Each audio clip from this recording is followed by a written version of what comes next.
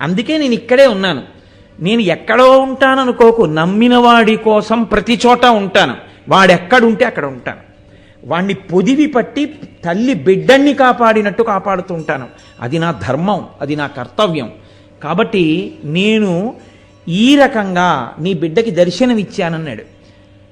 రాజుగారికి తీసుకెళ్లి వెంకటేశ్వర స్వామి వారు శ్రీదేవి భూదేవి సహితుడై ఉండగా పరిచయం చేశాడండి ఆ బోయేవాడు. స్వామి ఈయనకి తెలియదండి, పాపం మిమ్మల్ని వెతుక్కుంటున్నారు, నేనే చెప్పాను ఇక్కడికి రమ్మని అని పరిచయం చేసి చామదుంపలు ఉడికినవి స్వామికి పెట్టి ఆ ప్రసాదం రాజుగారికి పెట్టించాడు అతను.